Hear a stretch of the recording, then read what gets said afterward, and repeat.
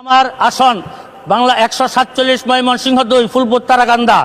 এখানকার মানুষ 54 বছর কোনো সুযোগ সুবিধা বুক করেনি। বাংলাদেশের প্রতিটি থানা আপনি হিসাব করে দেখেন, আমার ফুলপুর তারাকান্দাতে আইডি পরাযুক্ত রাস্তাগুলোর মধ্যে মাত্র 20% রাস্তা পাকা, এর মধ্যে 10% অচল অবস্থা। এরকম মন্দ এবং অচল অবস্থা আমার বাংলাদেশে, আমার ফুলপুর তারাকান্দার মতো আর কোথাও নাই।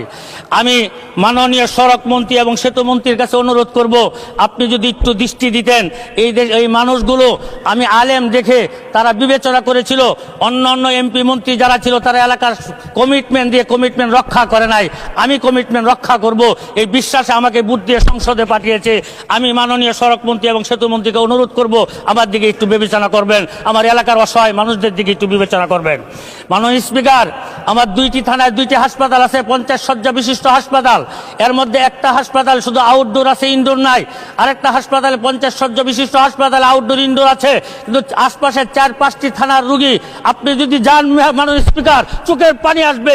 রাস্তাঘাটে, বারান্দায়, সব জায়গায় শত শত রুগী পড়ে আছে, কোনো তাদের খাবারের ব্যবস্থা নাই, ওষুধের ব্যবস্থা নাই, তাদের চিকিৎসার ব্যবস্থা নাই। কিন্তু মানুষ আশায় বুক বেঁধে বসে থাকে যে চিকিৎসা হয়তো হবে। আমি মাননীয় স্বাস্থ্যমন্ত্রীর কাছে অনুরোধ করব, ওনার কাছে আমি একটা ডিউ দিয়েছি, আপনি আমার এই 2টা হাসপাতালের দিকে একটু নজর রাখবেন।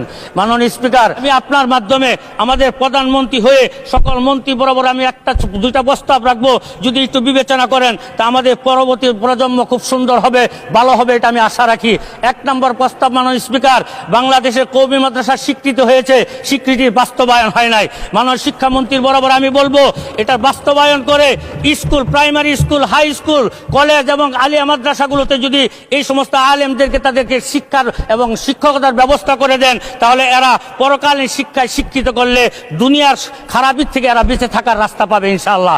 মাননীয় স্পিকার, আর একটা ছোট্ট বক্তব্য হবে, আমাদের প্রধানমন্ত্রী উদ্যোগ নিয়েছেন, এই উদ্যোগটা যেন আরো জোরে সোরে আর একটু বড় সড়ো করতে পারেন।